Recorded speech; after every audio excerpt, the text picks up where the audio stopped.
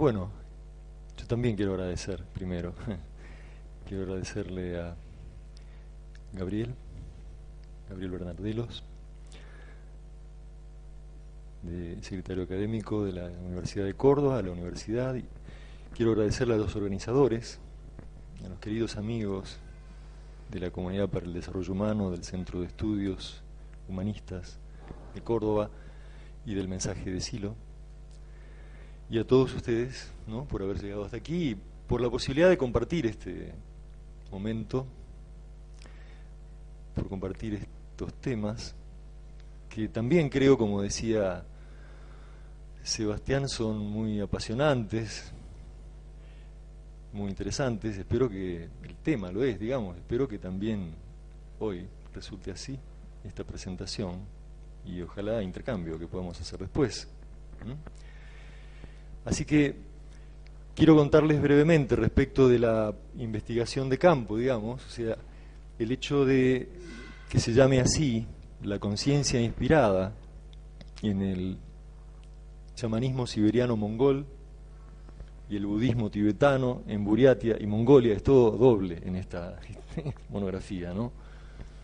El hecho de que lo pongamos así al título tiene que ver con que no es un estudio del chamanismo o del budismo tibetano en su aspecto religioso o respecto de la influencia social que pueda haber tenido, sino más específicamente de las prácticas místicas que llevaron adelante y llevan adelante tanto chamanes como lamas, y que pueden haber dado lugar a fenómenos que definimos como de conciencia inspirada. Más adelante vamos a intentar esa definición y vamos a referirnos al aparato conceptual desde el cual estamos interpretando estos fenómenos, que es la psicología de lo profundo, expresada en el libro Apuntes de Psicología, más puntualmente en su capítulo 4, el libro de Silo, el Apuntes de Psicología de Silo.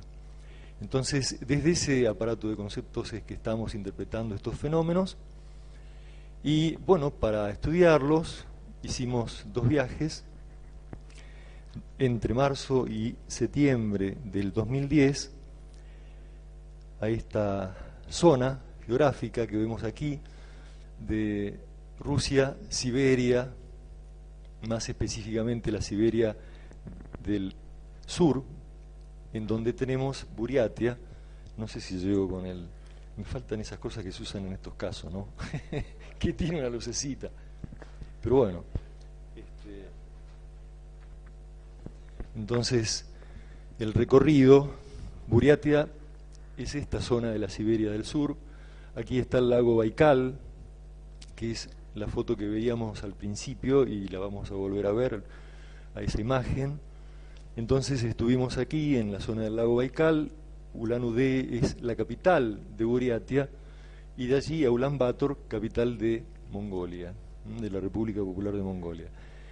A propósito, recién conversábamos, se han hecho ya varios estudios que demuestran por análisis de ADN y de secuencia mitocondríaca, bueno, que los primeros habitantes de América, que llegaron hace unos 15.000, 20.000 años a través del estrecho de Bering,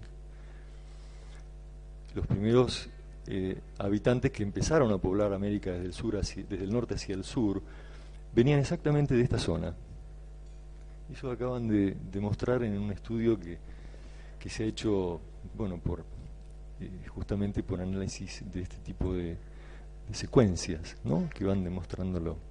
Así que, bueno, tan lejos y tan raro que puede parecer, no lo es tanto. Y de hecho nos sucede que muchas veces vemos fotos de Bolivia, vemos fotos del Tíbet, y nos encontramos con caras muy similares, y nos encontramos con atuendos y construcciones, y muchas veces también celebraciones y rituales que son muy similares, ¿no? Bueno, entonces esa es la zona en donde estuvimos. Acá la vemos un poco más de cerca. El lago Baikal arriba, Ulan-Ude, Ulan Bator, el desierto de Gobi. Acá abajo ahí no estuvimos. Eso es para otro tipo de estudios, de dinosaurios y demás. Pero bueno, allí estuvimos entonces en este tiempo, de marzo a septiembre del 2010, y intentando rescatar rastros de una espiritualidad que existe desde hace miles de años, y queríamos comprobar si sigue viva en esta zona, y que además aparece, o parecía justamente presentarse de un modo muy sincrético, con una gran interacción entre estas dos corrientes místico-religiosas, el chamanismo siberiano-mongol y el budismo tibetano. Y por eso incluimos a las dos en el objeto de esta investigación. Y vamos a ver cómo se interactúan justamente a lo largo de la monografía. En realidad, vamos a hacer una presentación, digamos, muy resumida, compacta, de lo que podría ser más significativo de la monografía, de algunas fotografías y de algunos de los videos que la acompañan. Todo el paquete se puede bajar del sitio del Parque Karkaranía, parquekarkaranía.org. Ahí está, hay un zip de 680 megas en donde está todo, la monografía con todo esto, ¿no? Los videos y todo eso.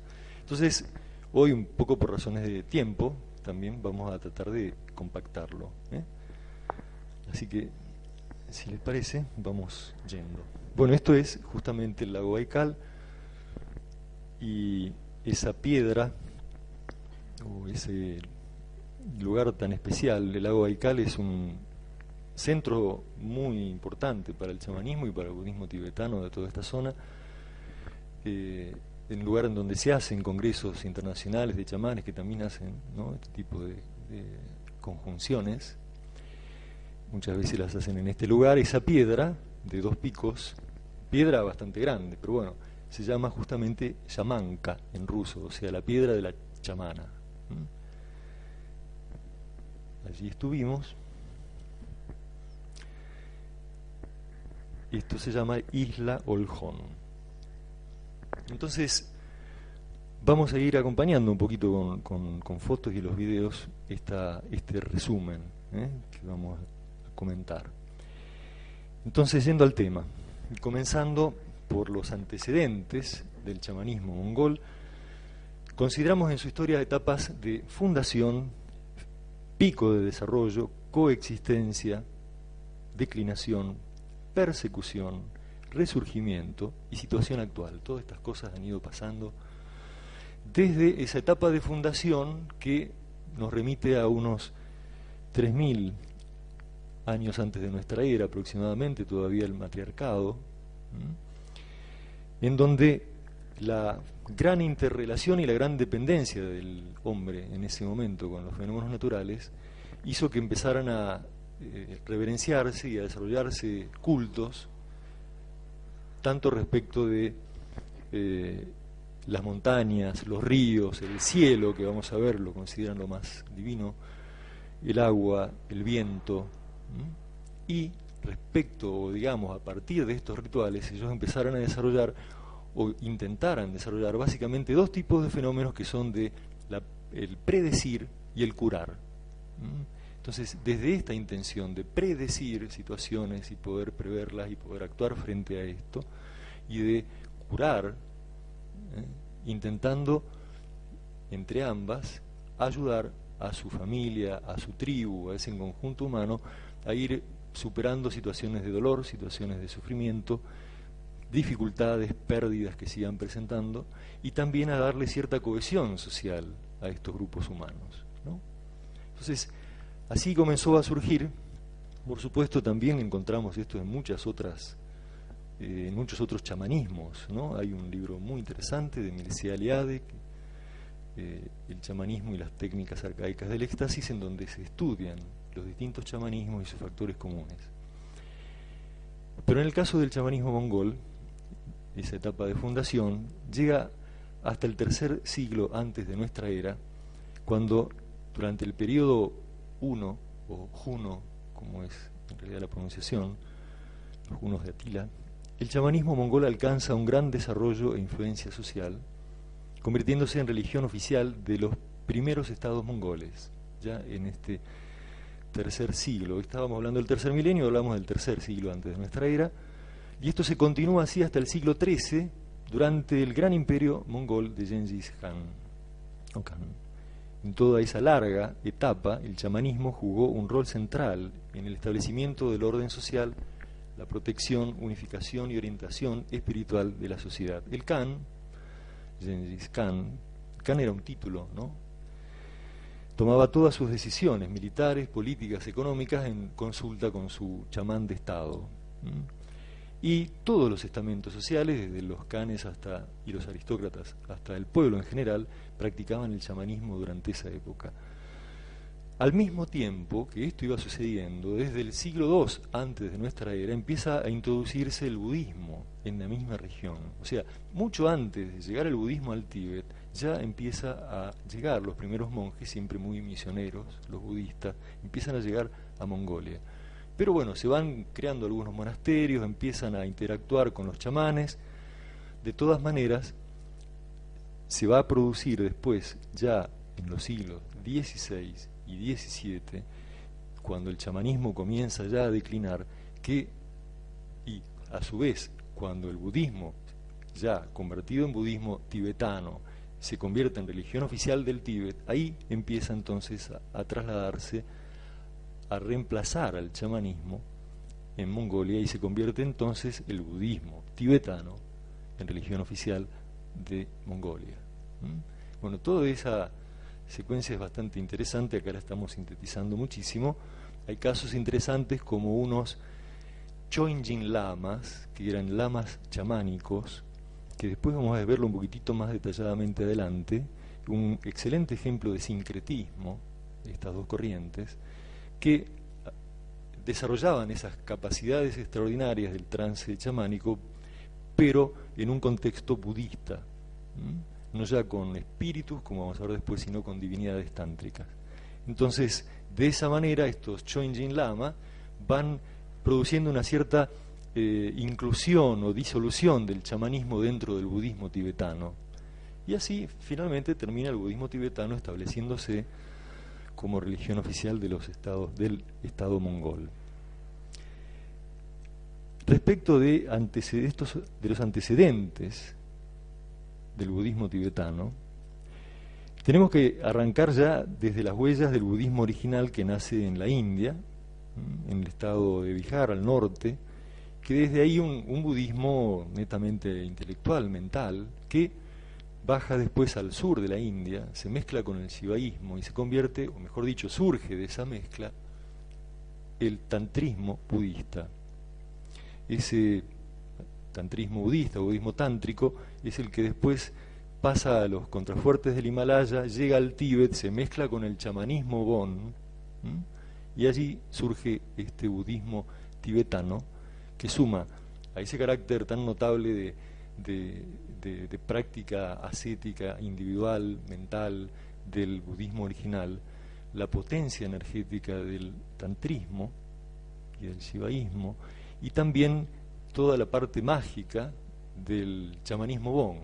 Entonces sale una cosa rarísima, muy interesante, que después la vamos a ver, también en fotos y demás. Me parece que yo tendría que haber estado mostrando alguna otra foto.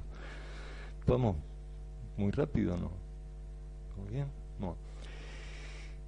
Desde allí entonces, desde el Tíbet, es que se expande el budismo tibetano hacia Mongolia, y en particular entre los siglos XVII y XVIII se expande la escuela Kalachakra desde el Tíbet, primero hacia Mongolia interior, que hoy es China, y luego hacia Mongolia exterior, que hoy es la República de Mongolia, y de allí a Siberia, Buriatia.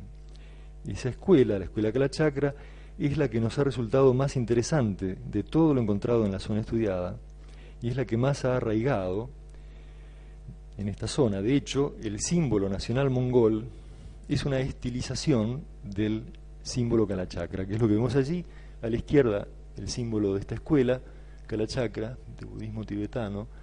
Arriba están la luna, el sol y el fuego, como los tres elementos que necesitan para que haya vida, según dicen ellos. Y a la derecha vemos el escudo nacional mongol, entonces, muy similar.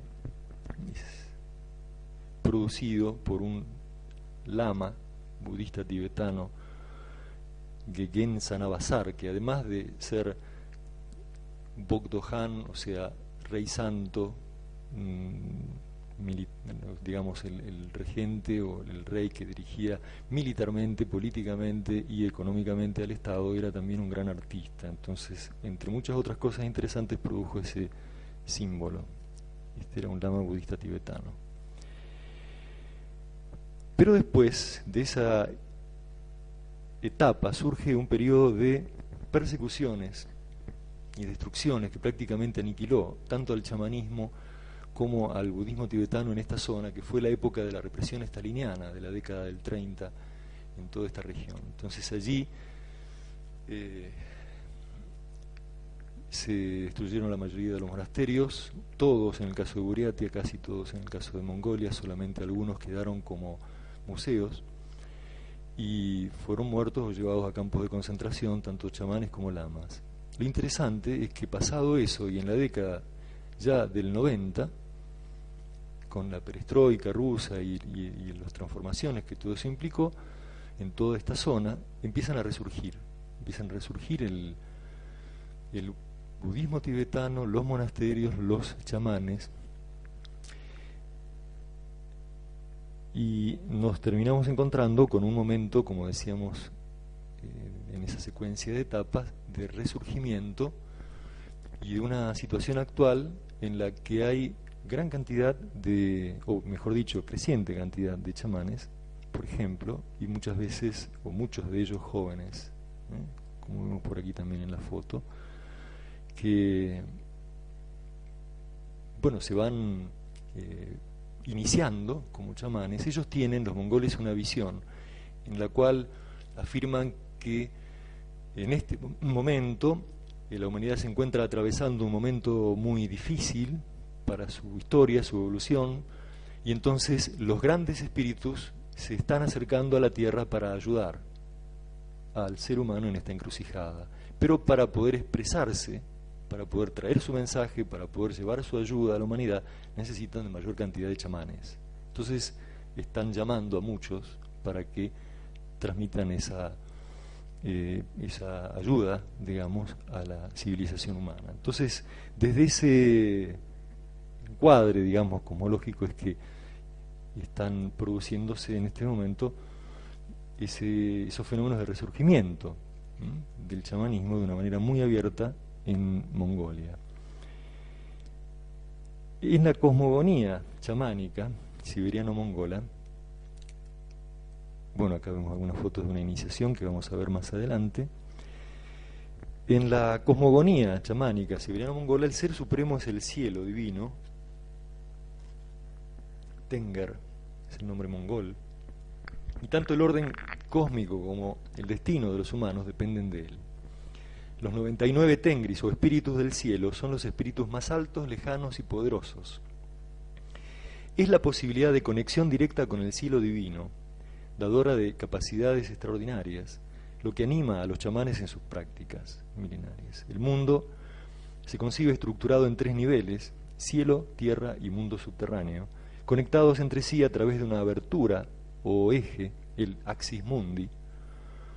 Y otro componente principal de la ideología chamánica es la devoción hacia el fuego del hogar, tomada por los mongoles desde Persia. Así, las yurtas o ger que estamos viendo allí, estas carpas donde viven los mongoles, sobre todo en las estepas, pero acá también las vemos en barrios de los alrededores de Ulaanbaatar, eso es Ulaanbaatar. Entonces, en estas tiendas circulares en las que viven los mongoles, esto es una clara representación del universo y de esta cosmogonía mongola, en donde en el centro está el fuego. Aquí vemos justamente, y hay una abertura superior por la cual pueden descender los espíritus del cielo o ascender el alma del chamán en su viaje extático. Cuando un chamán entra en trance, se ubica en este centro del mundo, desde el cual puede moverse a cualquier espacio y cualquier tiempo, llevado por sus espíritus. También es de un gran significado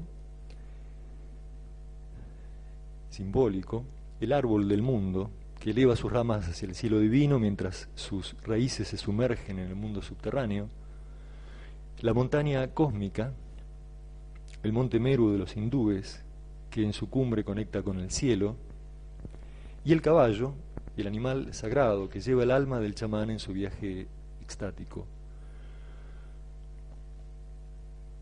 Allí se habla de los caballos del viento, los wine horses, que llevan el alma del chamán hacia el cielo.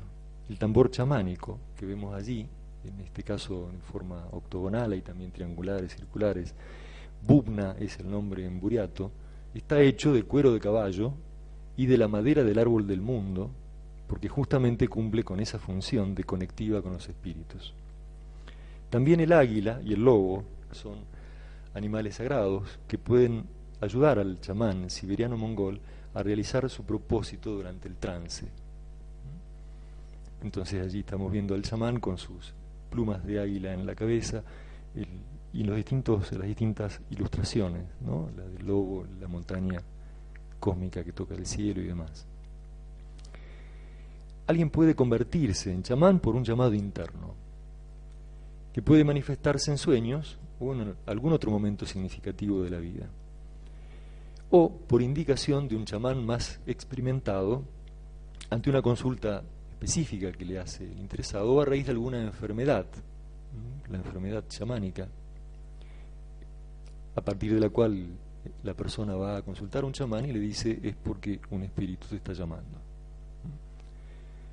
Y un maestro chamán entonces es el que, o mejor dicho, la instrucción del nuevo chamán después se da tanto a través de un maestro chamán que lo guía en su aprendizaje, le transmite las tradiciones, los significados, el lenguaje, y también le ayuda a conectar con ese espíritu que lo está llamando. Pero también esa instrucción se da a través de los espíritus que le transmiten esa enseñanza a través de sueños, visiones o trances. En cuanto a la cosmogonía del budismo tibetano, es muy interesante el proceso por el cual se ha ido formando. En el budismo, bueno, algo dijimos recién, pero en el budismo original, una vía de acceso a lo profundo, el nirvana, individual, netamente intelectual, mental, se introducen a su llegada al sur de la India dos divinidades femeninas muy significativas, que ahí vemos. A la izquierda, Prajnaparamita, la diosa que encarna la sabiduría suprema, y Tara, la diosa del amor y la compasión de la India nativa, a la derecha.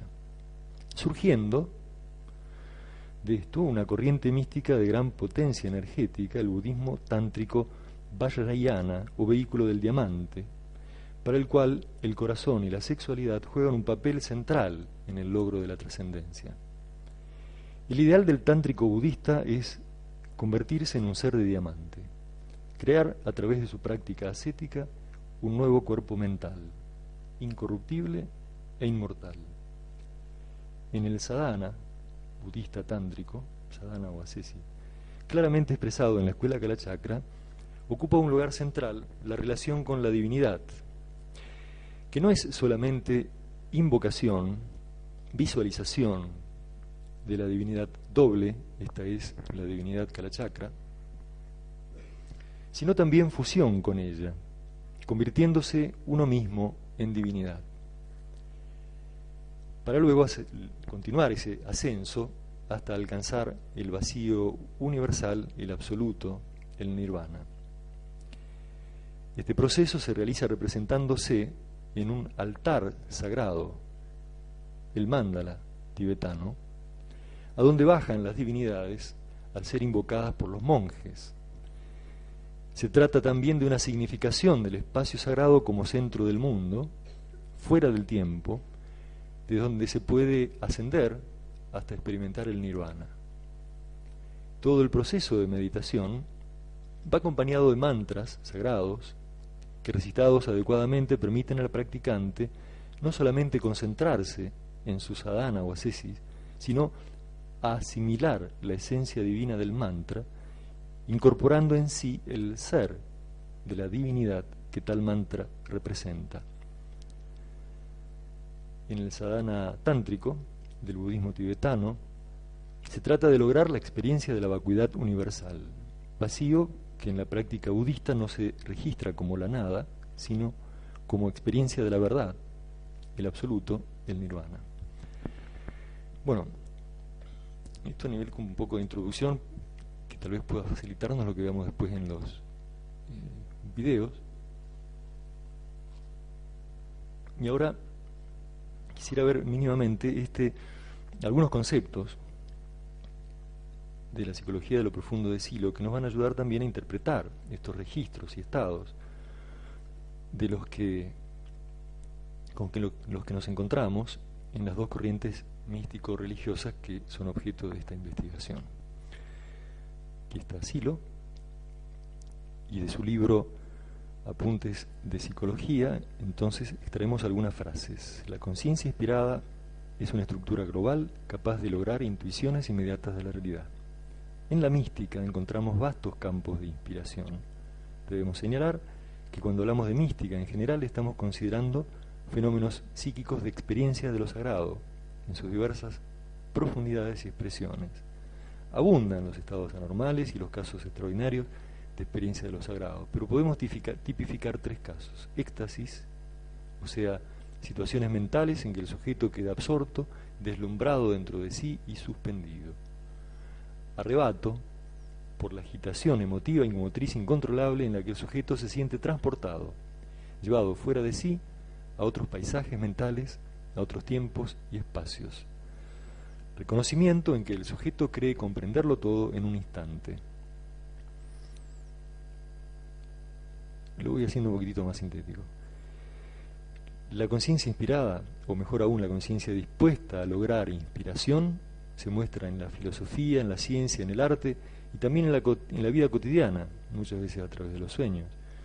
Sin embargo, es en la mística especialmente donde la búsqueda de inspiración ha hecho surgir prácticas y sistemas psicológicos que han tenido y tienen desparejo nivel de desarrollo. Por ejemplo, reconocemos a las técnicas de trance. El trance lo encontramos en las formas más antiguas de la magia y la religión. En diferentes culturas, la entrada al trance ocurre por interiorización del yo y por una exaltación emotiva en la que está copresente la imagen de un dios, o de una fuerza, o de un espíritu que toma y suplanta la personalidad humana.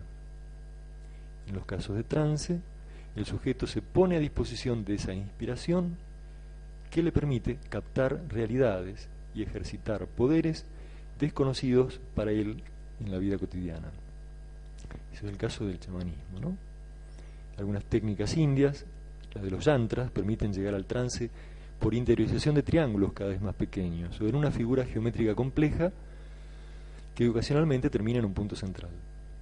También en las técnicas de los mantras, por repetición de un sonido profundo que el sujeto va profiriendo, se llega al ensimismamiento. En esas contemplaciones, visuales o auditivas, muchos practicantes occidentales no tienen éxito porque no se preparan afectivamente, limitándose a repetir figuras o sonidos sin interiorizarlos con la fuerza emotiva o devocional que se requiere para que la representación sinestésica acompañe al estrechamiento de la atención. Estos ejercicios se repiten tantas veces como sea necesario hasta que el practicante experimenta la sustitución de su personalidad y la inspiración se hace plena. Sin duda que esa sustitución del yo por una fuerza, un espíritu, un dios o la personalidad de un hechicero o hipnotizador ha sido algo corriente en la historia. También ha sido algo conocido, aunque no tan corriente, el hecho de suspender el yo, evitando toda sustitución, como hemos visto en algún tipo de yoga y en algunas prácticas místicas avanzadas. La entrada a los estados profundos ocurre desde la suspensión del yo. Ya desde esa suspensión se producen registros significativos de conciencia lúcida y comprensión de las propias limitaciones mentales, lo que constituye un gran avance. Continuar en la profundización de la suspensión hasta lograr el registro de vacío significa que nada debe aparecer como representación ni como registro de sensaciones internas. No puede ni debe haber registro de esa situación mental. No hay yo. Y el regreso a la situación mental de suspensión o a la vigilia habitual se produce por los impulsos que delatan la posición y las incomodidades del cuerpo. Todo esto nos va a permitir entender mucho mejor lo que vamos a ver después. Nada se puede decir de ese vacío, el rescate de los significados inspiradores, de los sentidos profundos, que están más allá de los mecanismos y las configuraciones habituales de conciencia, se hace desde mi yo cuando éste retoma su trabajo vigílico normal. Estamos hablando de traducciones de impulsos profundos que llegan a mi intracuerpo durante el sueño profundo, o de impulsos que llegan a mi conciencia en un tipo de percepción diferente a las conocidas en el momento de regreso a la vida normal. Hasta aquí entonces las citas que nos parecieron interesantes, muy significativas para comprender los fenómenos que estuvimos estudiando. Bueno, yendo concretamente entonces al trabajo de campo, ahí nos ubicamos en esta zona del lago Baikal, que como decíamos es un lugar sagrado para los habitantes de toda esta región. A diferencia del resto de Rusia, la presencia aquí de la Iglesia Ortodoxa rusa no es mínima, por no haber logrado históricamente el cristianismo imponerse sobre las fuertes creencias chamánicas de los pobladores de esta zona. Son dos repúblicas de Rusia que, digamos, no tienen mayoría de la Iglesia Ortodoxa rusa, sino del budismo tibetano y el chamanismo, Kalmykia y Buriatia. En nuestro caso estuvimos en Buriatia. Cosa que sí logró, y esto de imponerse sobre el chamanismo, sí logró el budismo tibetano, pero no eliminando todo, arrasando con todo, sino integrando muchos de sus elementos. Así entonces la corriente predominante hoy aquí es el budismo tibetano Gelugpa o secta de los gorros amarillos. Entonces en la ciudad de Ulan-Ude visitamos en varias ocasiones este centro religioso chamánico que se llama Tengeri, eso dice ahí, centro religioso de chamanes Tengeri, por si alguien que es la versión buriata del mongol Tengri. Tenés razón, tienen que incorporar el acento los rusos, si no nunca se sabe cómo pronunciar. Que quiere decir espíritus del cielo, ¿no? Tengeri. Esto está ubicado en un barrio alejado, pero todavía dentro del casco de la ciudad, se ve allá atrás la ciudad de Ulan-Ude, y es considerado el centro más activo de la región con autorización oficial, tiene hasta diplomas adentro que autorizan a funcionar, pues claro, es bastante más estructurado dentro de todo Rusia, eso en Mongolia ya no se ve, pero ahí sí, hay unos diplomas adentro de este centro que dicen que los chamanes tal y tal están autorizados a ejercer sus funciones como chamanes, y el presidente del centro chamánico es también doctor en psicología, tiene su título de la universidad, entonces bueno, todo digamos aparece oficializado en este centro y ellos desarrollan actividades habituales. Aquí participamos de 2 sesiones chamánicas, una con entrada en trance, este es el lugarcito donde se dan, una con entrada en trance clásica a través de los bubnas o tambores chamánicos y otras a través de campanillas y mantras budistas tibetanos. Ya vamos viendo ese sincretismo ahí, ¿no? Las sesiones colectivas eran llevadas adelante conjuntamente por varios chamanes con la presencia activa de pobladores, buriatos y rusos interesados en pedir la ayuda de los espíritus a través de ellos. En el caso de la entrada en trance clásica a través de los tambores chamánicos, los chamanes comienzan con una invocación conjunta de los espíritus de sus antepasados, invitándolos a bajar a sus altares. Luego de un intervalo van entrando uno a uno los chamanes en trance ya para dar ayuda a los devotos.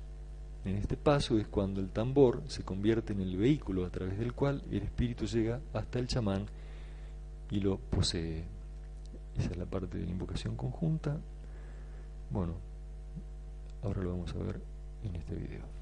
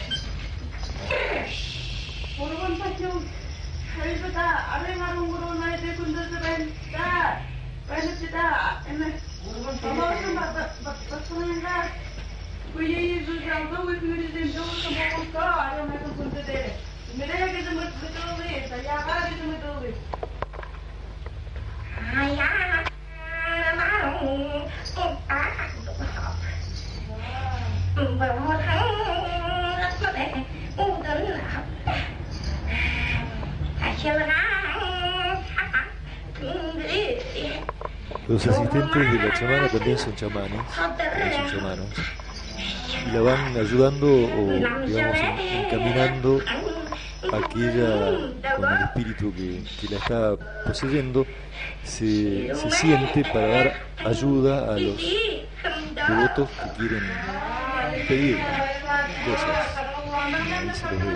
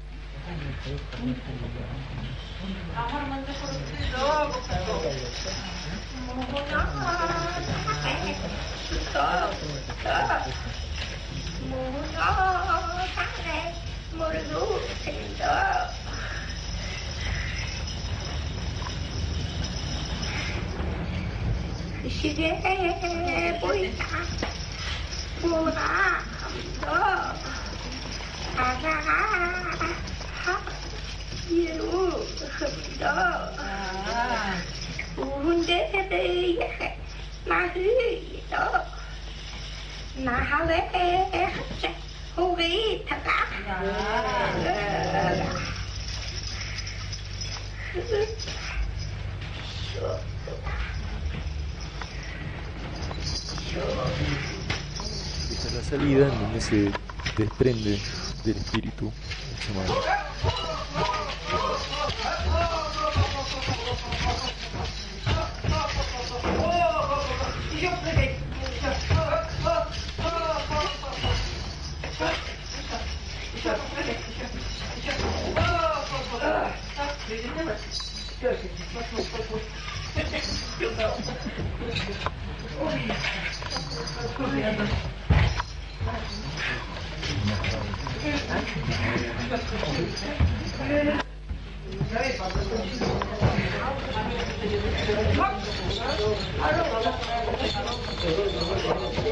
En la parte del agradecimiento final,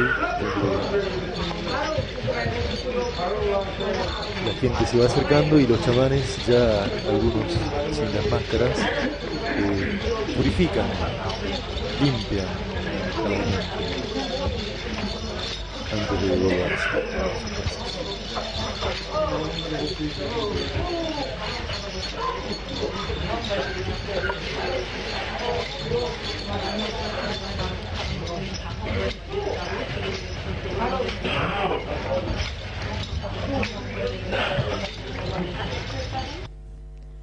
La sesión con campanillas es una adquisición desde el lamaísmo, ¿no? Del budismo tibetano, en la que se invocan no a los espíritus de los antepasados, sino a divinidades tántricas, justamente a través de las campanitas vairayana, que se llaman, campanitas budistas, y del mantra Om Mani Padme Hum, que es lo que estamos viendo acá.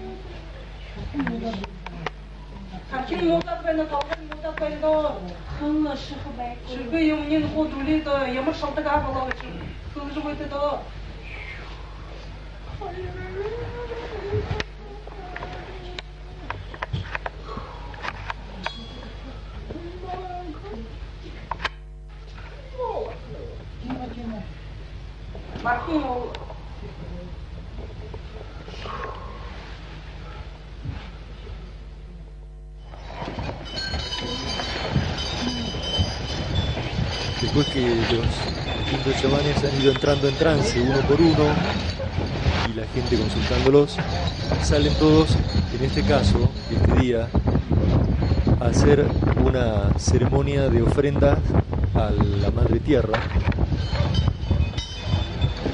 y ofrendas al fuego, que vamos a ver.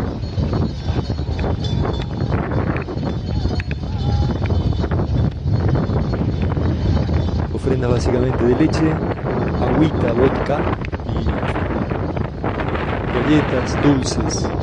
Ahora lo vemos.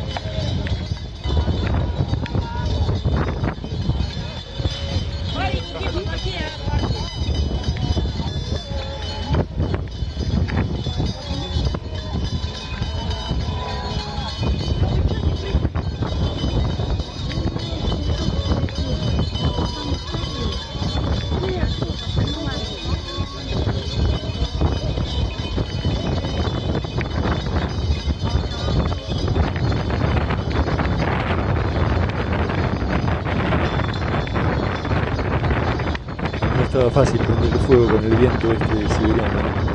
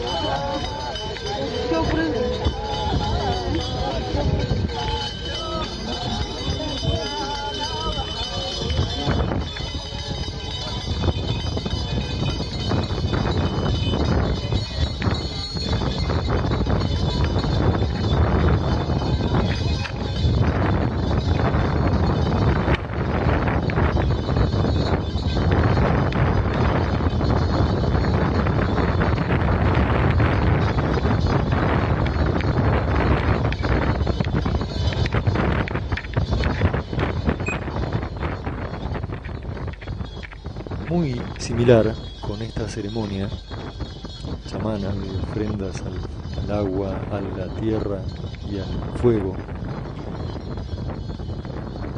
Fue otra ceremonia lamaísta que justamente se produjo el mismo día. O sea, de aquí nos fuimos a un monasterio budista tibetano, y nos encontramos con una ceremonia muy parecida, pero con todo el decorado y el ritual del budismo tibetano. Pues vamos a verlo.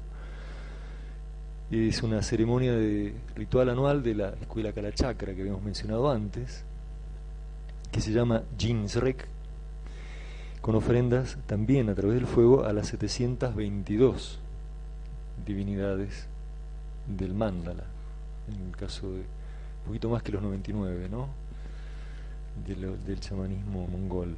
Este ritual cumple con una función protectora: alejar a los malos espíritus, dar protección, fuerza y bienestar a los creyentes. Y ambas ceremonias, en realidad, tanto la chamánica como la budista tibetana, cumplen con la misma función, que también es una muestra de ese sincretismo reinante, ¿no?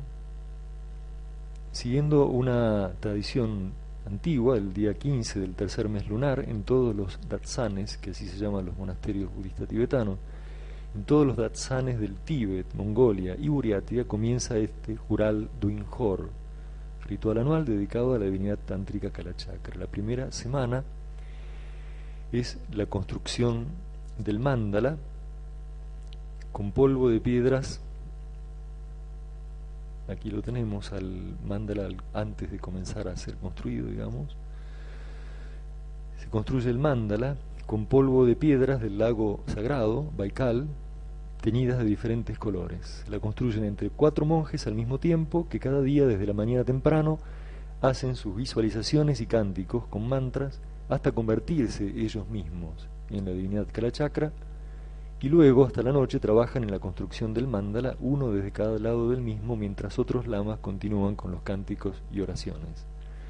La segunda semana son las oraciones y meditaciones centrales del ritual, representándose los monjes dentro del mandala e invitando a las divinidades a descender y realizándoles con devoción diversos, aquí está el mandala construido, realizándoles con devoción diversos tipos de ofrendas y alabanzas. Y finalmente, la última semana, este ritual que decíamos, Jinsrek, de ofrendas al fuego y la destrucción del mandala.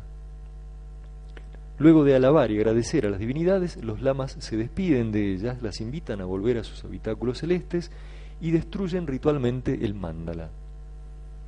Los restos de polvo sagrado del mandala son divididos en 2 mitades. Una de ellas se distribuye en pequeñas porciones entre los creyentes con el fin de transmitir la carga positiva a sus vidas, y la otra mitad se entrega en ofrenda a la divinidad del agua en el río más cercano para que irradien su benéfica influencia a toda la humanidad. Ese es el sentido del ritual en el momento de la destrucción del mandala.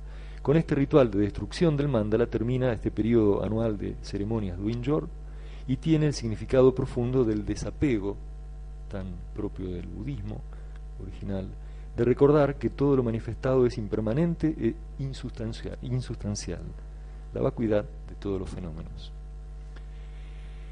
En Buriatia, de la cantidad de monasterios existentes, solo uno de ellos, porque no es que todos hacen todo esto, sino que hemos encontrado uno, el Duinjor Datsan de Ulanude, que está plenamente dedicado al tantrismo Kalachakra y cuenta con una facultad de Duinjor, así se llama, que forma a nuevos lamas en esta escuela, hasta hace algún tiempo secreta, y hoy abriéndose más ampliamente a iniciaciones numerosas y rituales públicos. Aquí vamos a ver al lama que principal, digamos, de ese monasterio.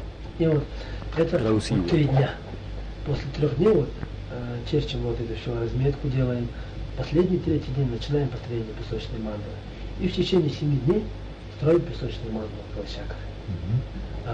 И вот утром действительно вот с 7 часов начинаем, до 10 часов читаем, и ребята после 10 часов встают и строят мандалу.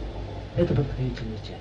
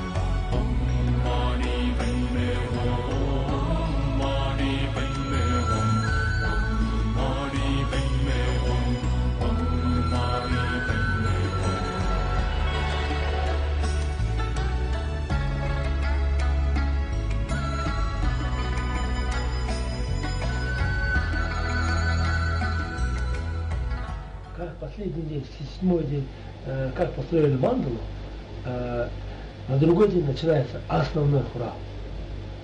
То есть с утра 6 часов утра до 7 часов вечера мы читаем хурал. То есть молимся, читаем. Потому что мандалу уже построили, мандалу, песочную мандалу. Она же вот 4-5-этажная же. Ну, в общей сложности там 3 этажа, потом идет 4-й, 5-й. Просветленное тело идет, потом просветленная речь, потом просветленный ум, потом идет мудрости, а потом Девачимбу. Девачимбу это 5-й этаж, это высшее состояние, вот, состояние блаженства, с божественной супругой. А в этом моменте есть вхождение в это состояние? Обязательно, но как иначе. Мы сперва вот, читаем, что мы читаем вот с 6 утра до 7 часов вечера, что мы читаем, вот, да, опять с утра с 6 часов до 10 часов читаем, вот, самопорождаем себя. Мы еще не в мандале. Мы читаем, вот стали мы калачакрами, вот, с 24 руки, с божественной супругой, потом меня окружение, вот столько окружает, потом меня в эти руки, это держу, потом читаем восхваление, потом это все. До 10 часов читаем. После этого мы читаем, вот, открывается мандала, шар, ну, это штора открывается, а там тоже сделаны подношения, там 10 сосудов, как вы видели, наверное, сейчас заметили. Тоже приглашаем божество, 10 сосудов. Тоже они благословляют жестко. А потом после этого мы делаем подношения. Гирлянды подношения. Медленно читаем. Вот чисто вот с мотивом, очень аккуратно, хорошо. Ну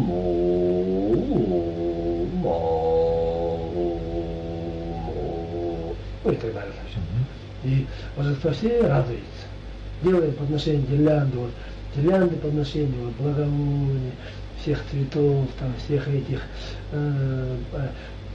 света, ну, лампад, потом этих всех фруктов, особенно Калачакра любит фрукты. Вот. Потом вот у Калачакра, у божества имеется в виду окружение, очень много женщин, заметьте. Они очень любят много украшений.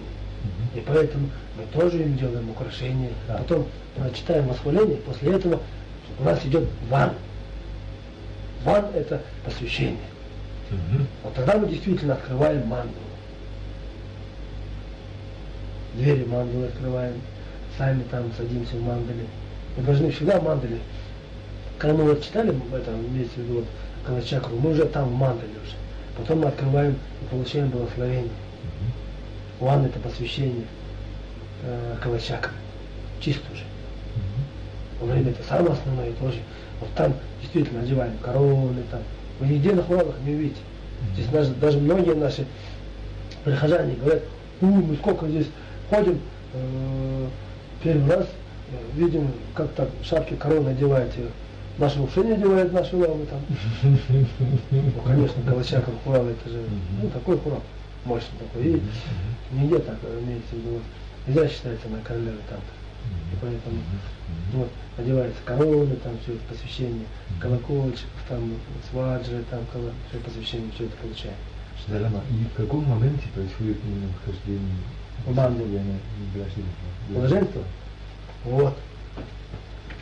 Вот, когда вы начинаете читать, и когда начинаете, вот имейте в виду, вот с 6 часов до 10 часов, там есть специально вот я такой-то, такой-то, столько рук, меня только, я вас приглашаю, потом опять выпускаю, подношение делаю, потом зачище.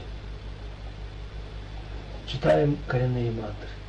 Вот там действительно идет мощнейшая медитация. Там действительно должен сидеть, представляешь, что ты сидишь в мандале, и действительно думаешь, что действительно я на том уровне превратился в Калачакру, божественный супруг. Вот мы читаем, действительно представляем там себя в мандале. И с окружением.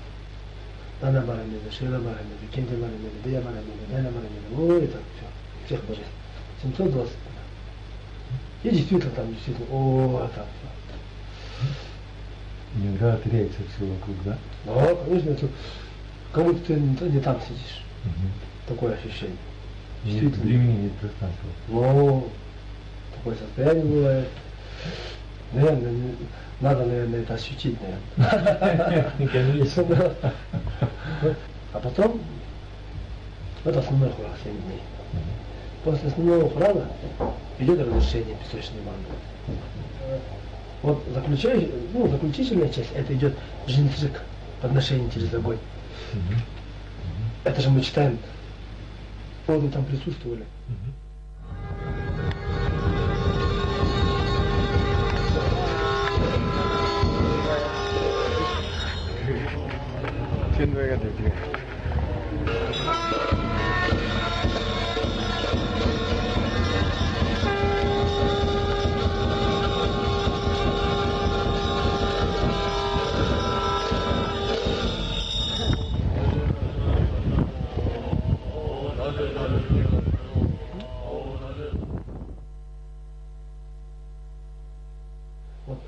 Калачакра, вот вы, наверное, там в интернете много читали, наверное.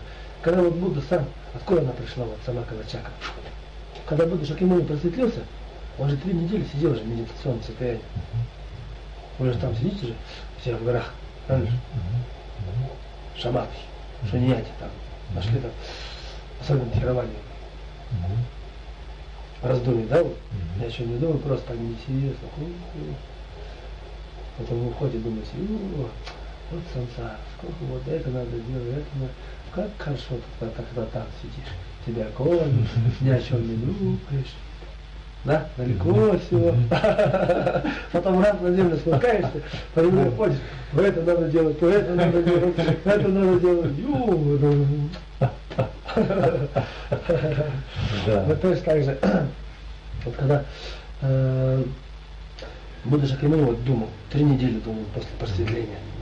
Когда достиг просветления, 3 недели думал, И думал, то, что я понял сейчас, то, что я, если я скажу всем живым существам, то есть имеется в виду, что кто на земле живут, они поймут для меня вот 3 недели дома. После этого, нет, наверное, хотел уйти по нирвану. После этого местные хозяева местности, там, небожители все спустились и попросили, нет, останьтесь, дайте нам колесо учения проверить. Будда Шакьямуни сказал, хорошо. И в этот момент из стороны Шамбалов, первый царь Шамбалы, Дава Самбу называли его, Сучандра называют, по-санскритски. Вот Дава Самбу, он был перерожденцем, вот, Ашрувами, то есть Ваджрапани, он был перерожденцем. Вот он пришел к Будде Шакьямуни и сказал, Будда Шакьямуни, дайте мне такое учение, вот я, как вы, бывшим царем, не могу отречься от всего. От своего царства, там, от жены, от своих жен красивых, стройных, от своих детей, там, от своего государства, не могу отречься. Я хочу быть, каким я есть, и в то же время достичь просветления, как вы. Если есть такое учение, дайте мне такое. И Будда Шакьямуни сказал, хорошо, есть такое учение. Есть такое учение Калачакра, я тебе дам его. И Дава Самбу, взяв это учение Калачакры, уехал в свою страну Шамбалы, построил там золотой дворец, посвященный Калачакре. И начал там практиковать Калачакру.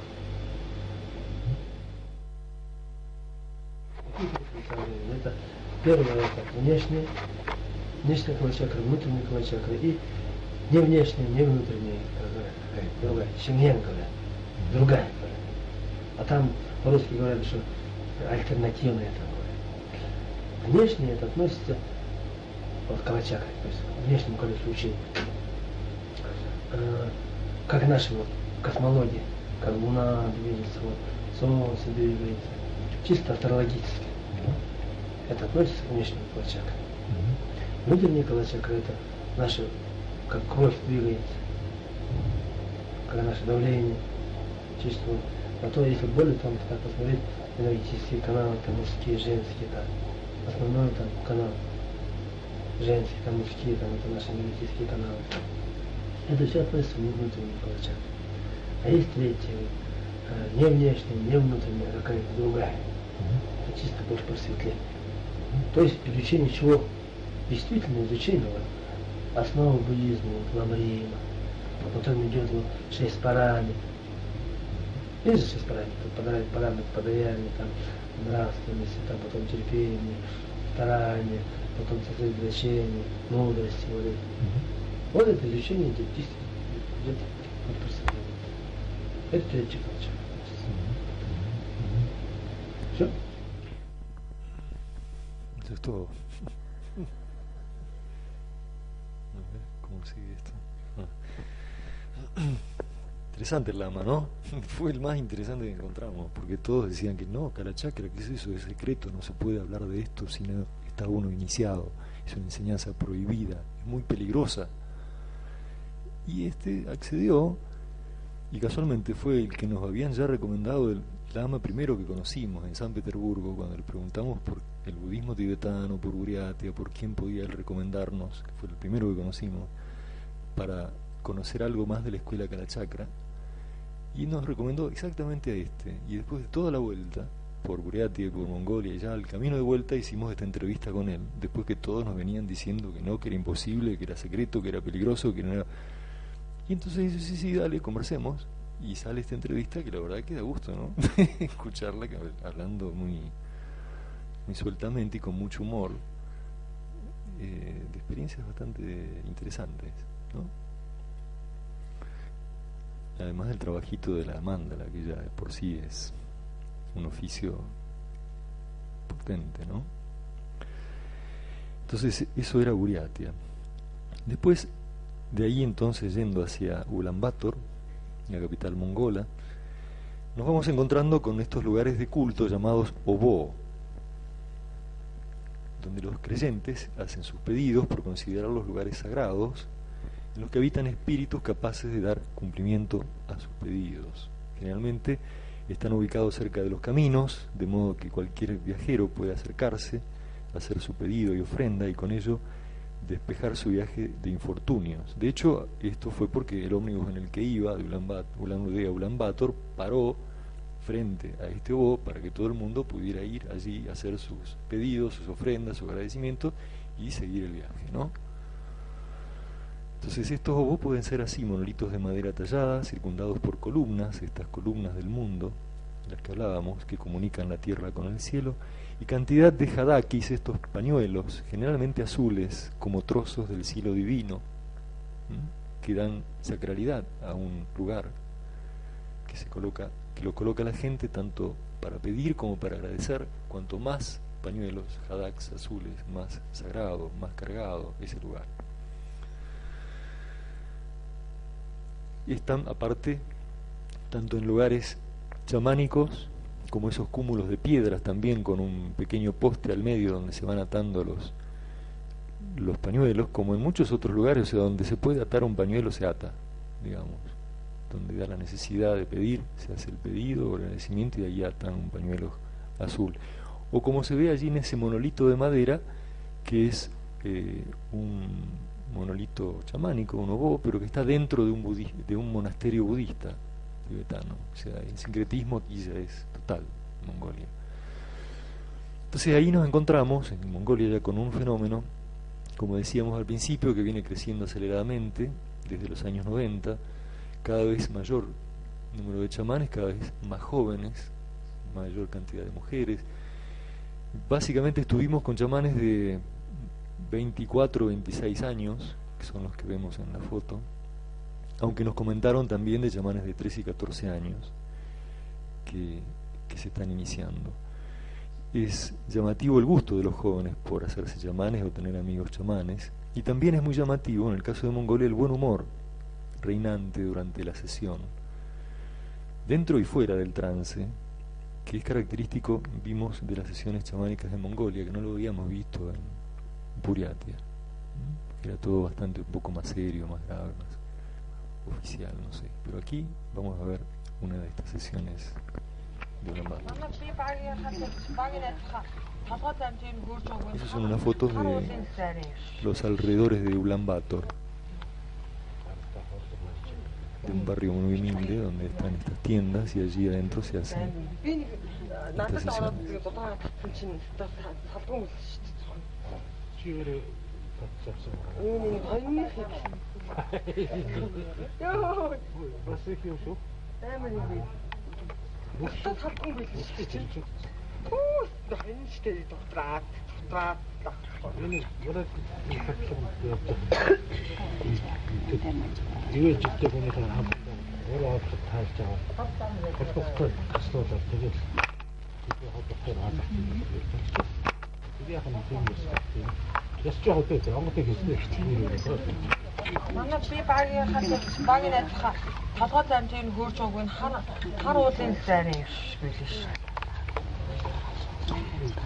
En este caso son muy comunes en los trajes de los chamanes mongoles las serpientes.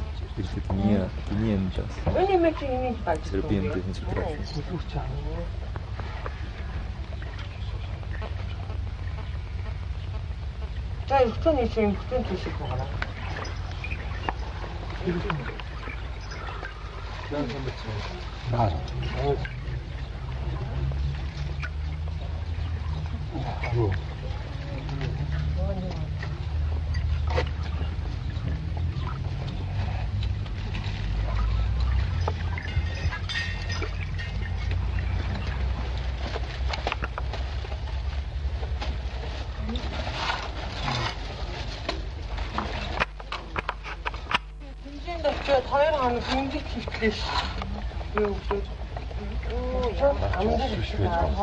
En este caso, como es ella sola, hace sola la primera parte de invocar a los espíritus a que bajen a los fuegos del altar.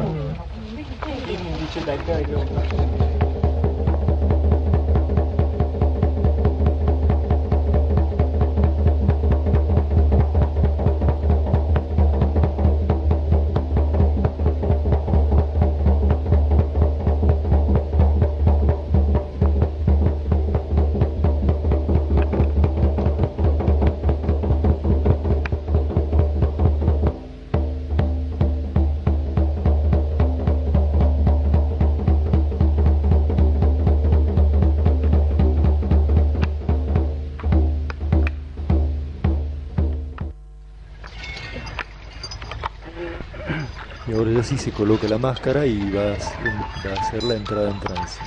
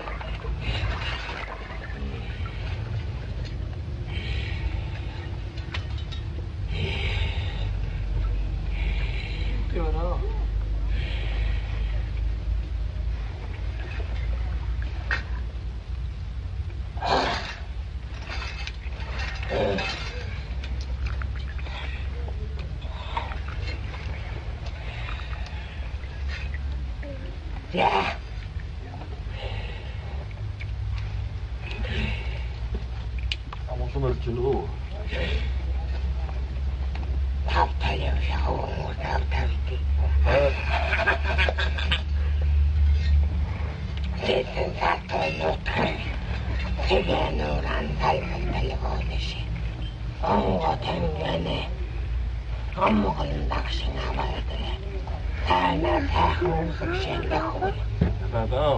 Танах нэм бодоход өнөө балдангийн хэлдэг хүн болготол руу дүүж явна дэш. Намайг хараад хүн бий байна.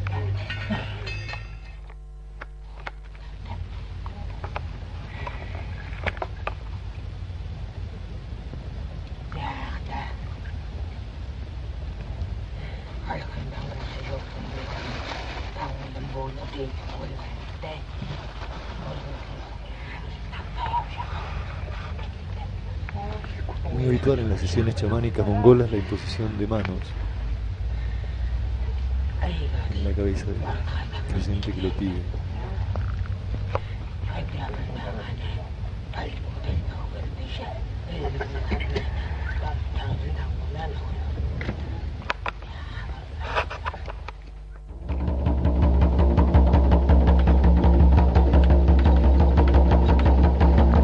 Caso entra en trance con diferentes espíritus a lo largo de la misma sesión.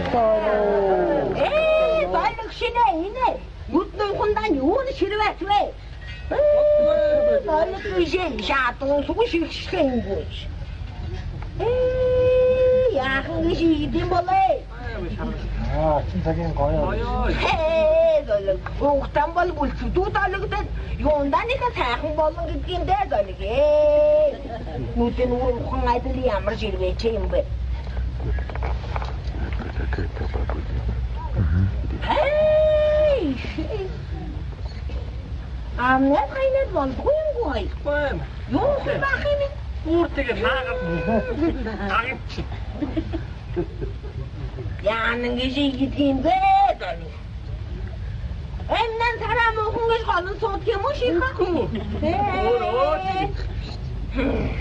сая автобусаар явах таа 있지만. Хэрхэндээ юм танаа. Аңқысы жоқтайым. Құдайлы пеш. Я. Қайты бәрі шында шаңғы тәнге болсын қойды. Тәйменен саған ұғын. Әне. Саған шыматын талған ешке мен таптал яужине. Молы қойды шиші yoğun бал жауны. Оғын қайлан көзгіні бұл қалек. Эхне ішінен барын соға. Қаллену.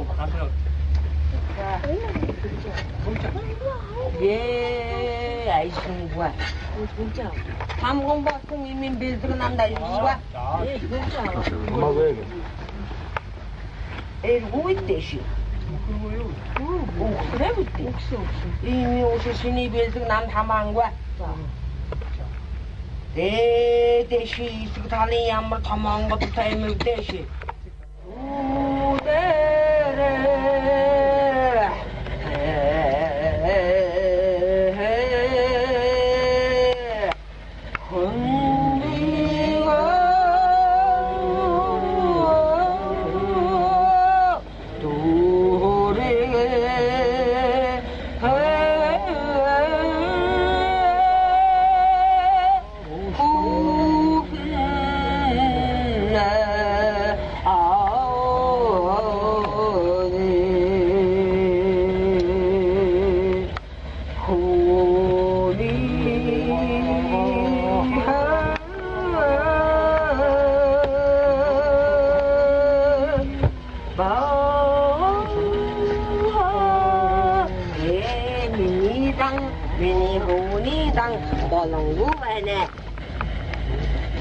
En este caso llega un futuro chamán trayendo el tambor y el traje que ha preparado para mostrárselo a la chamana y que, bueno, le diga si está bien, si con eso se puede hacer la iniciación o si tiene alguna sugerencia.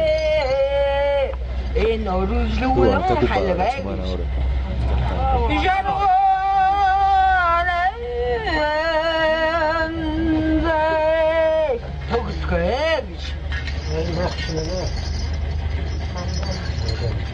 Ой, хо.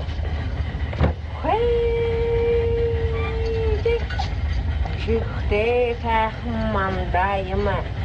Жуықтарын қавәтім бол. Мандаға моғдар ұсеш.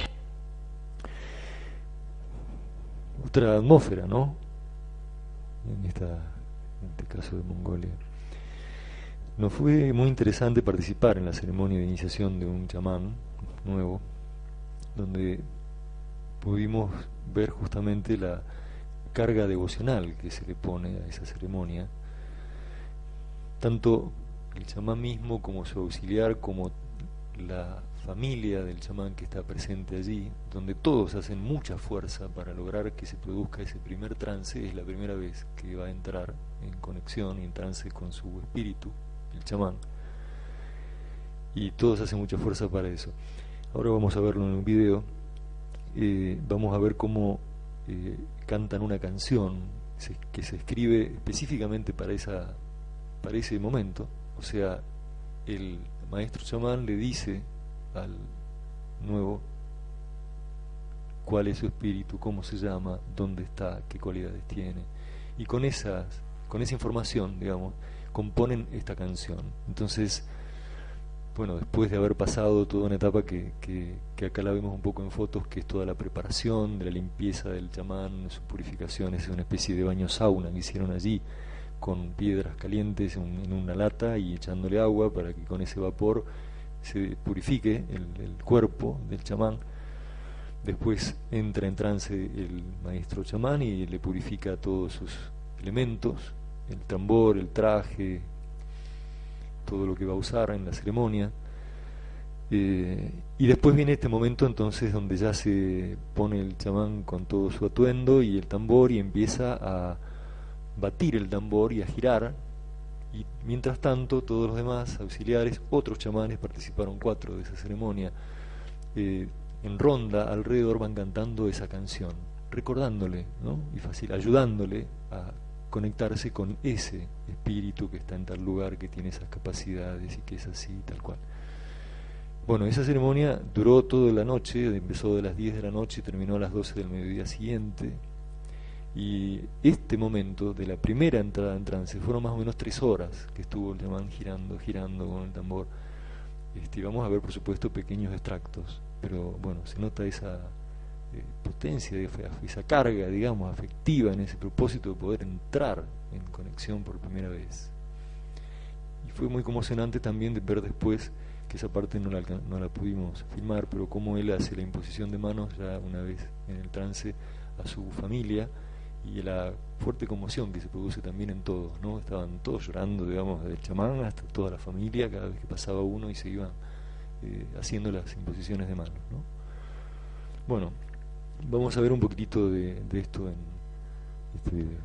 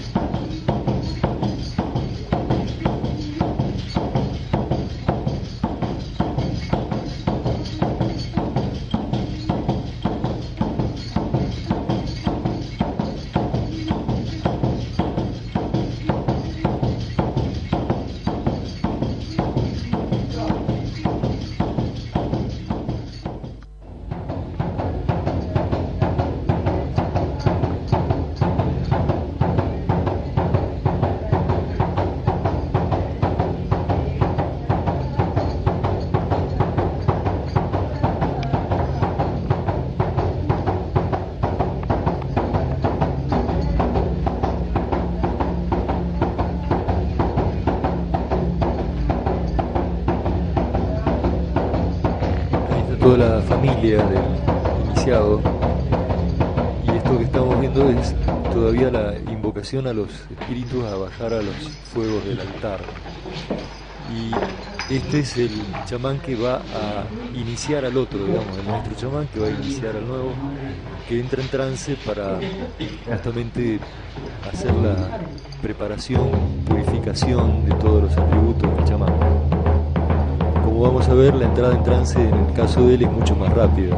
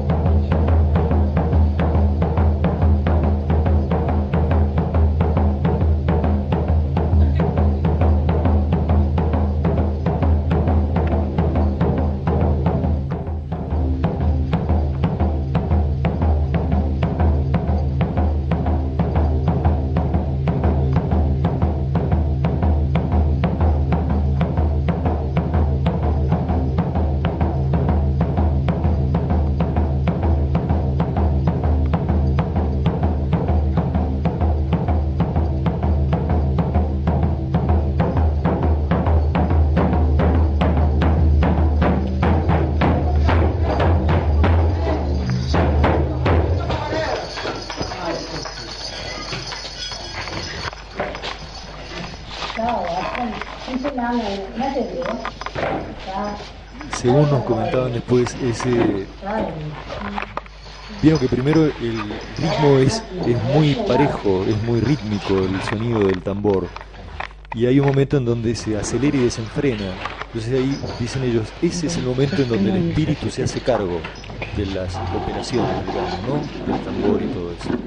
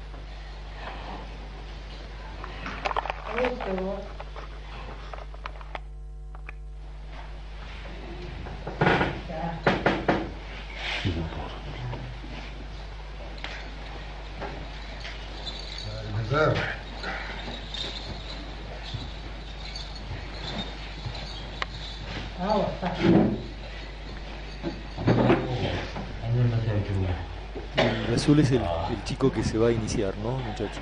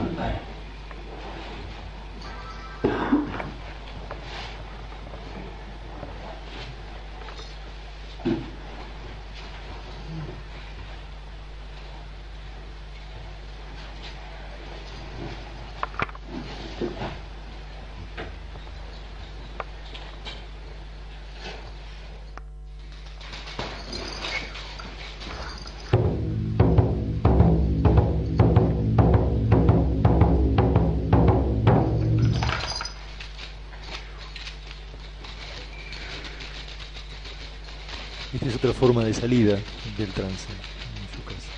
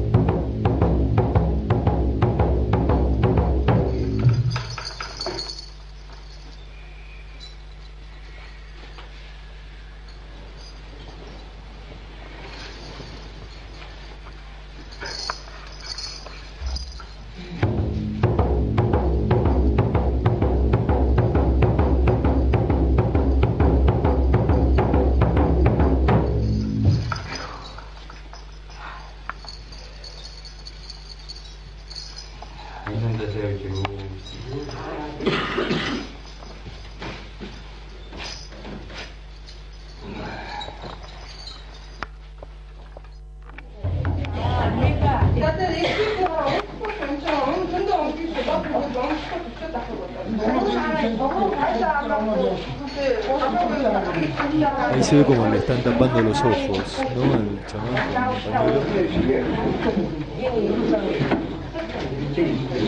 Porque digamos, en el trance el chamán ve con otros ojos, como se ve en la máscara que tiene otros ojos, ¿no? Los cuales ve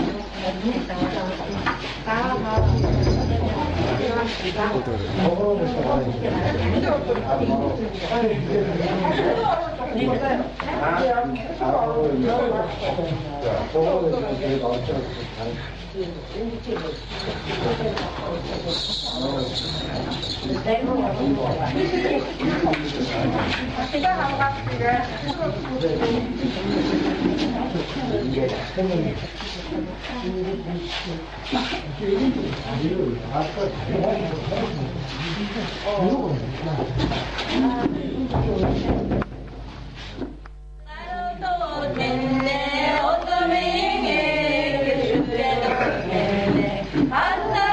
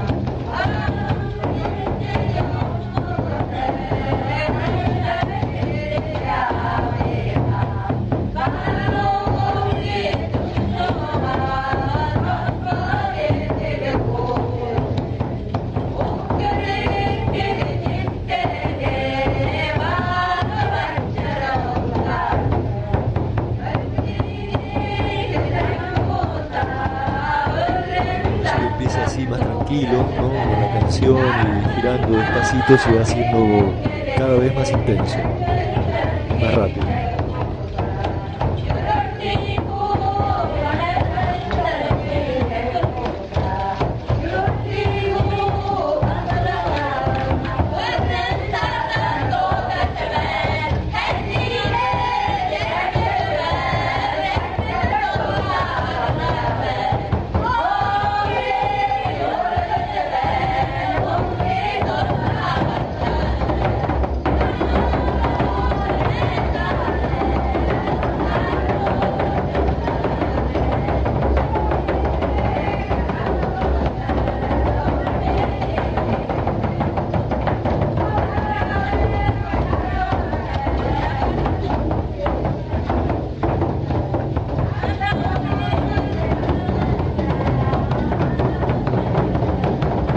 Bueno, y esto siguió así durante 3 horas, ¿no?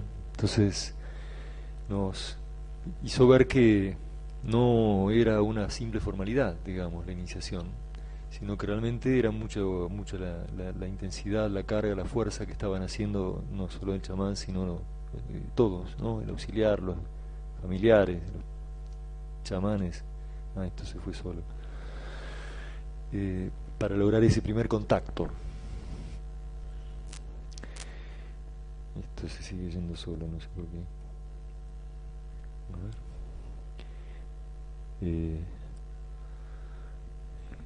Habrán visto, por ejemplo, que en los distintos momentos de las sesiones se toman cosas, se fuma. Bueno, en estos casos era sobre todo, digamos, lo que más tomaban era vodka, vino en algún caso, leche, jugos.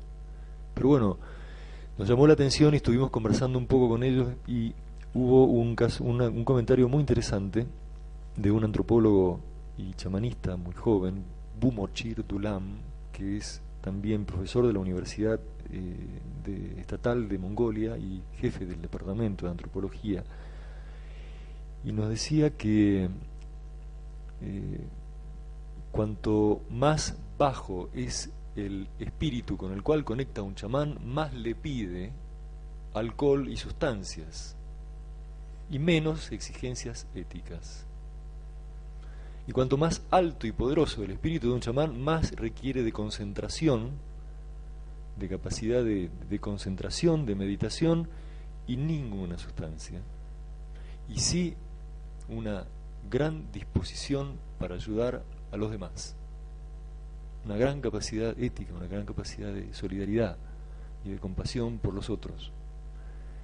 Entonces, como ellos están en este momento, en esa situación de necesitar muchos chamanes capaces de conectar con los espíritus, con los grandes espíritus, los tengers del cielo, entonces necesitan y quieren lograr subir ese nivel, esa capacidad de sus chamanes de conectar con espíritus más poderosos. De allí fue muy interesante cómo sintonizábamos con ellos en esa importancia de la meditación, del contacto con la fuerza, de prácticas del mensaje de Silo que tienen, según ellos inclusive, tienen esas características de los principios de acción válida, que ellos nos decían, bueno, eran ese tipo de cosas que necesitaban para que los chamanes mismos aprendieran a conectar con espíritus más poderosos.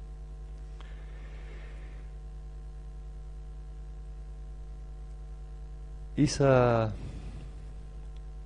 situación nos hizo también reflexionar con que en esto de las correspondencias, con que esto que ellos llaman espíritus, y cuando nos hablaban de que los espíritus más lejanos y más altos en el cielo son los más poderosos, nosotros entendíamos que ellos, esa referencia que hacían al cielo divino era muy correspondiente o resonante con lo que en el mensaje de Silo se llama lo profundo, y entonces nos hizo recordar a esta frase del libro Humanizar la Tierra de Silo, cuando él afirma: cuanto más fuertemente se hicieron las llamadas, desde más lejos acudieron estos guías que trajeron la mejor señal.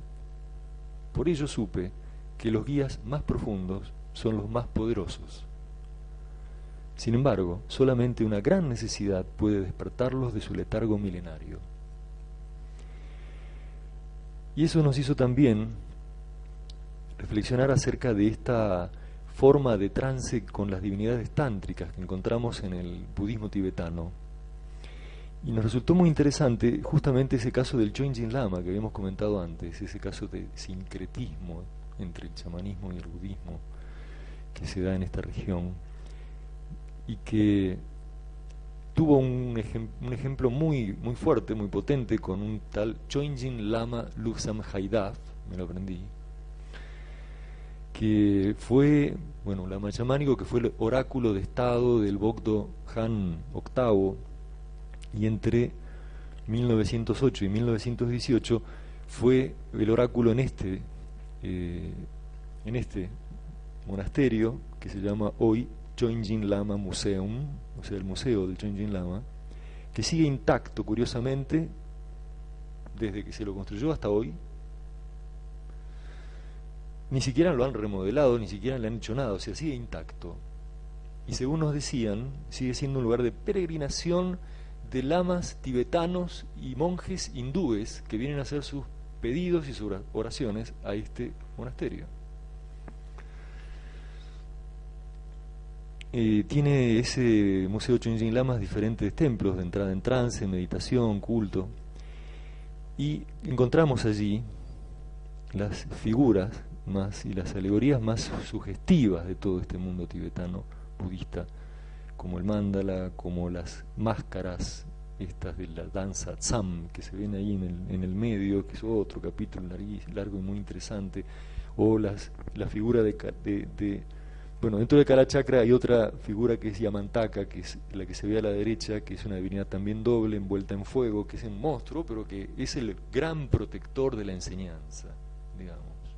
Esa característica que tiene el budismo tibetano, de que los monstruos son, digamos, tienen una función positiva, de proteger la enseñanza de los malos espíritus o de los contras, que aparece siempre ahí envuelto en fuego. En otros templos, en otros monasterios de otras zonas, de Burati y demás, estas a veces estaban pero tapadas, estas divinidades, y en otros casos ni siquiera estaban. Bueno, acá estaban muy bien expresadas. Y la característica de este Chögyam Lama era que él entonces entraba en trance no con un espíritu ancestral como todo chamán, sino con estas tres divinidades que, según cuentan los lamas, son divinidades tántricas muy poderosas. Se llaman Naichin, bueno, ¿para qué? Son tres divinidades muy poderosas con las que entraba en trance este lama, ¿no? Y entraba en trance con tal potencia que a veces lo tenían que atar de las columnas de ese es el lugar en donde él entraba en trance, el sitio. A veces lo tenían que atar de las columnas porque empezaba a saltar, golpeaba contra el techo, caía. Y hacía cosas al terminar, porque bueno, en esa situación de trance en donde se acercaban el Bogdo Khan y los jerarcas del Estado mongol y de los religiosos a consultarle, y cuando terminaba con ese trance, entonces muchas veces tomaba una de estas espadas que se ven ahí y la hacía un nudo. Entonces acá se ve, ¿no?, en su trono, una espada y un nudo de espada, digamos. Entonces con eso terminaba de descargar un poco su energía y generalmente se desmayaba, y lo llevaban sus auxiliares hasta este templito que está al fondo, ya reservado, que es el templo de meditación Kalachakra, donde él ya entonces, al recuperar la conciencia, digamos, entraba con sus pasos de meditación Kalachakra hasta llegar al Nirvana. Y estas estatuillas, estas divinidades muy hermosas, están en ese templito justamente, y ahí está la divinidad de Kalachakra que tomamos para varias de estas fotos que hemos estado viendo, ¿no? La más indudablemente significativa fue el lugar donde encontramos estas estatuillas, estas divinidades más hermosamente representadas, ¿no? Entonces vimos que la modalidad de su trabajo, digamos, como en todo tipo de disciplina tántrica, era esa fuerte movilización de las energías más densas, y hasta irlas elevando progresivamente y convirtiéndolas en energías más sutiles y llegar a la iluminación, o más allá aún a ese estado de verdad, de vacío, de absoluto, de nirvana. Entonces, intentando sintetizar todo esto, podríamos decir que nos encontramos con que efectivamente hay una espiritualidad que lleva más de 3.000 años o miles de años, y que está viva todavía en esta zona, con distintas tonalidades o características, pero que se siente en algunos puntos, en algún caso puntualmente viva en esta zona del Asia Central y de la Siberia rusa, que son este chamanismo siberiano-mongol y el budismo tibetano, que entonces en esa larga historia de interacciones y después de destrucciones y persecuciones, hoy se encuentra en un ciclo de actividad creciente y renovación. Hemos encontrado claras manifestaciones de conciencia inspirada en ambas corrientes místico-religiosas. Vemos que en el caso del chamanismo se manifiestan fenómenos propios del trance, dado, como veíamos un poco en la definición conceptual al principio, dado por desplazamiento y sustitución del yo por una entidad espiritual, en este caso un espíritu ancestral, que toma posesión del cuerpo del chamán, experimentando entonces estados de éxtasis y arrebato, en los que dispone de capacidades extraordinarias para la predicción, curación y ayuda espiritual de los creyentes que acuden a consultarlo. Ayuda que a veces se expresa simplemente en esa imposición de manos que veíamos, ¿no? Aunque no se agosten en estas las funciones que el chamán ha desempeñado y desempeña hoy en su medio, que es otro capítulo acerca de la variedad de funciones. Hoy tratamos aquí de sintetizar, ¿no?, de ir a lo más esencial. El procedimiento habitual de entrada en trance utilizado por los chamanes de esta región comienza por la invocación individual o en conjunto, como hemos visto entre varios chamanes a veces, de los espíritus principales y auxiliares que requieren para la sesión, esto realizado con ayuda del tambor chamánico, el cual es batido rítmicamente mientras se invoca por medio de cánticos y con gran devoción a los espíritus, invitándolos a descender a los fuegos del altar preparado frente al chamán, para luego, ya ahora individualmente, completar el proceso de entrada en trance. El tambor chamánico hace por una parte de vehículo del espíritu que pasa a tomar posesión del chamán, por otra parte Parece que su retumbar rítmico ayuda al chamán a concentrarse en su propósito y desconectar de cualquier otro estímulo, facilitando la entrada al trance. Así, el espíritu baja a los fuegos del altar, de allí al tambor y finalmente al chamán, que resulta poseído por él. Esa relación fuertemente devocional del chamán con sus espíritus nos parece correspondiente con lo que Silo ha denominado relación con el guía interno.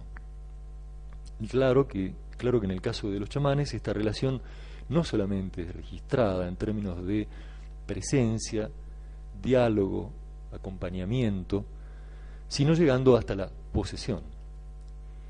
En particular, la creencia chamánica afirma que los espíritus más antiguos o más altos en las regiones celestes son los más poderosos. Así como en el caso del guía interno, sabemos, los guías más profundos son los más poderosos. En el budismo tántrico tibetano comprobamos que se intenta ir más allá del trance, dado en este caso por el desplazamiento y sustitución del yo por una divinidad tántrica, Kalachakra, Yamantaka, otras. Ir más allá del trance, decíamos, hacia la experiencia de la vacuidad universal. Vacío que en la práctica budista no se manifiesta como la nada, sino como la experiencia de la verdad, el absoluto, el nirvana. En la ascesis budista Vajrayana, que es esta que hemos estado viendo, propia del budismo tibetano, el practicante busca convertirse, gracias a esta experiencia fundamental, en un ser de diamante, hacer nacer en sí un nuevo cuerpo mental, incorruptible, inmortal. Lo que en términos del mensaje de Silo podríamos llamar el propósito trascendente del nacimiento espiritual. Bueno, hasta ahí.